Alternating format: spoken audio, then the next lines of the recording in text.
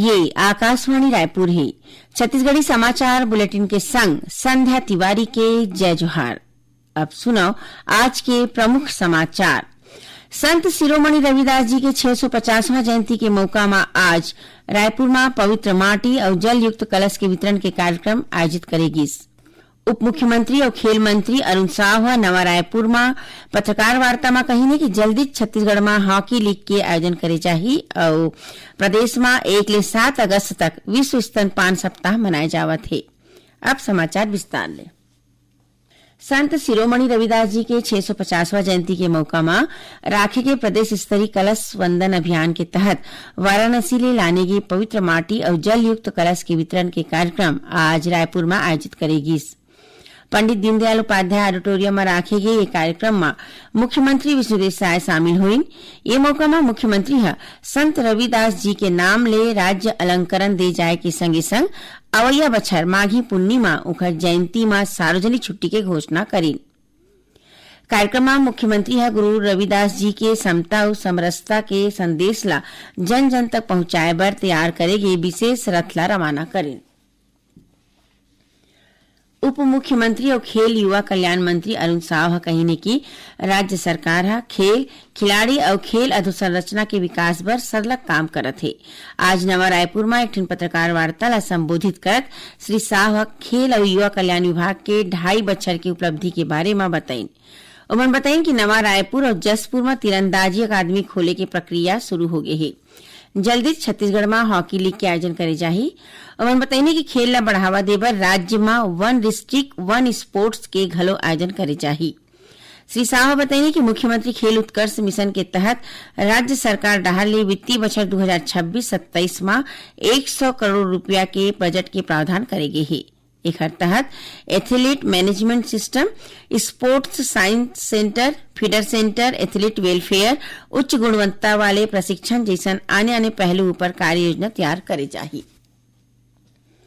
राज्य सरकार के सामान्य प्रशासन विभाग जम्मू विभाग के विभागाध्यक्ष, संभाग आयुक्त, कलेक्टर और कार्यालय प्रमुख मला चिट्ठी जारी करके अधिकारी कर्मचारी मन के कार्यपटल ला हर 3 बछर में परिवर्तन करे बर कहे है।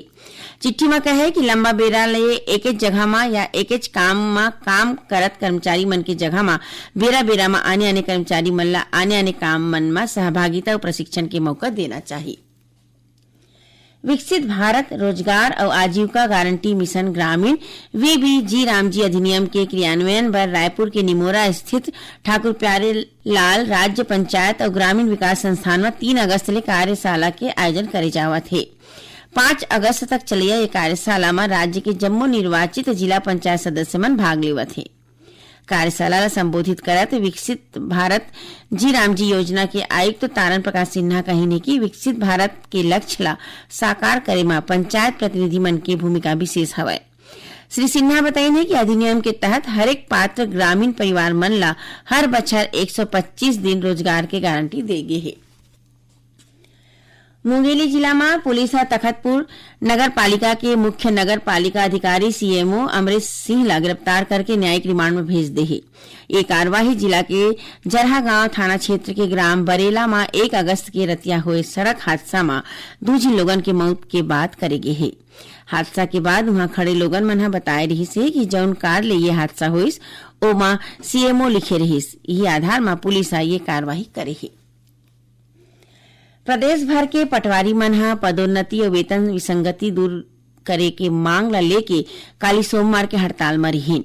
राजस्व पटवारी संघ छत्तीसगढ़ के आह्वान में प्रदेश के जम्मू जिला मुख्यालय में पटवारी मन अपन लंबित मांग ला लेके प्रदर्शन करत कलेक्टर मन ला मुख्य सचिव के नाम ज्ञापन सौंपिन।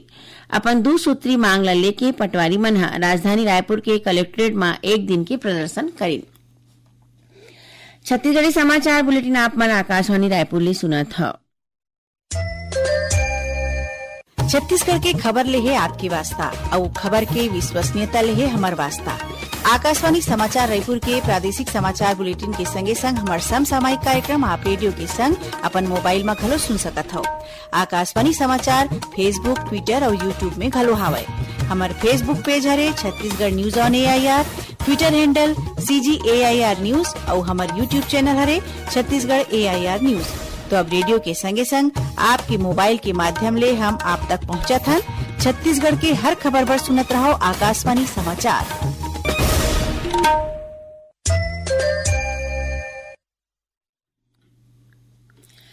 अब आगू बाढ़बो बाँचे समाचार कोती। प्रदेश में 1 ले 7 अगस्त तक विश्व स्तनपान सप्ताह मनाए जावत है।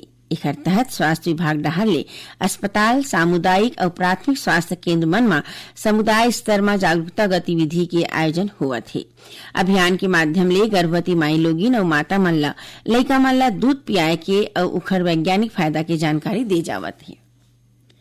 इंदिरा गांधी कृषि विश्वविद्यालय के तहत चलत प्रदेश के सरकारी और प्राइवेट महाविद्यालय मन में चालू शैक्षणिक सत्र में बीएससी कृषि स्नातक पाठ्यक्रम में प्रवेश बर पहली चरण में ऑनलाइन काउंसलिंग के काम काली 5 अगस्त ले शुरू होही, जौनहा 14 अगस्त तक चलही।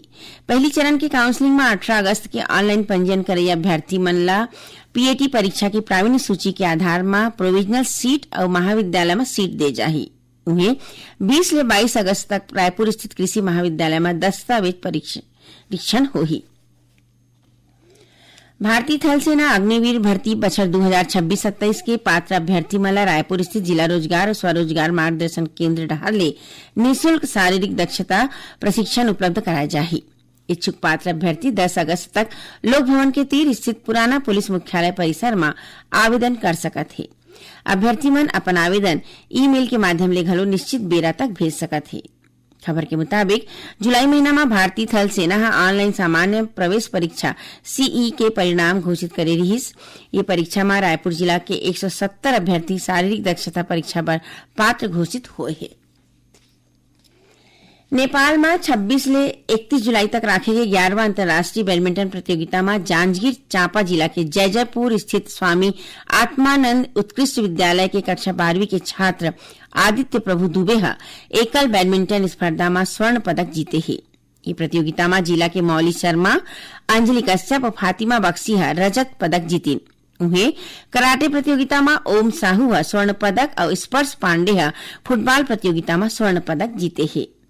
अंडर 19 वर्ग में राखे गए ये जम्मू प्रतियोगिता में सुघ्घर प्रदर्शन बर जांजगीर और शक्ति जिला के खिलाड़ी मन के लहुटे में क्षेत्रवासी मन जोरदार स्वागत करी। सावन के पहली सोमवार के काली धमतरी स्थित महानदी के चित्रोत्पला घाट में पहली घाव महानदी गंगा आरती के आयोजन करेगी। ये दौरान रुद्री घाट शंखनाद, वैदिक मंत्र और घंटी की आवाज ले गूंज उठीस। ये मौका में संस्कृति और पर्यटन विभाग 20 करोड़ रुपया की लागत ले प्राचीन रुद्रेश्वर महादेव मंदिर परिसर के कायाकल्प के संकल्प ली। अब थोड़किन समाचार सार में मुख्यमंत्री विष्णुदेव साय की अगुवाई में काली 5 अगस्त के मंत्रालय में राज्य मंत्री परिषद की बैठक होगी। गौरेला पेंड्रा मारवाही जिला के गौरेला स्थित आयुष्मान आरोग्य मंदिर चना डोंगरी राष्ट्रीय गुणवत्ता आश्वासन मानक के तहत राष्ट्रीय गुणवत्ता प्रमाणन हासिल करे है। रायपुर के विधानसभा रद्दा में आज बिहनिया स्कूल बस के चपेट में आये ले 2 बछर के एक झिन लड़का के मौत हो गए। घटना के बाद गुस्साए परिवार और क्षेत्रवासी मन चालक के खिलाफ कार्रवाई की मांग करत विधानसभा थाना के घेराव करीन। जिला रोजगार और स्वरोजगार मार्गदर्शन केंद्र रायपुर रहले काली 5 अगस्त के बिहनिया 11 बजे ले मंझनिया 3 बजे तक जोरा स्थित लाइवलीहुड कॉलेज में रोजगार मेला के आयोजन करे जाही और वन्य जीव अपराध नियंत्रण ब्यूरो मध्य क्षेत्र भोपाल और राज्य उड़नदस्ता दल रायपुर और बलरामपुर वन मंडल के सामलाट टीम हाथी दांत तस्करी के आरोप में 3 झिन लोगन में गिरफ्तार करे है। इकट्ठी ले 3 ठन हाथी के दांत बरामद करे गए है। बलरामपुर रामानुजगंज के स्टेट बैंक रोड स्थित एक ठन कपड़ा दुकान में आज बिहनी आगी लगी। लाखों रुपया के सामान जल के राख हो गए।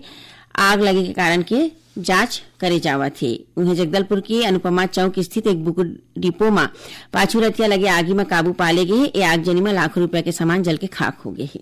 आखिर में प्रमुख समाचार एक फिर संत शिरोमणि रविदास जी के 650वां जयंती के मौका में आज रायपुर में पवित्र माटी और जल युक्त कलश के वितरण के कार्यक्रम आयोजित करेगी। उप मुख्यमंत्री और खेल मंत्री अरुण साव नवा रायपुर में पत्रकार वार्ता में कही कि जल्दी छत्तीसगढ़ में हॉकी लीग के आयोजन करे जाही और प्रदेश में 1 ले 7 अगस्त तक विश्व स्तनपान सप्ताह मनाए जावत है। एक संग छत्तीसगढ़ी समाचार बुलेटिन यही सिरावत है। जय जोहार।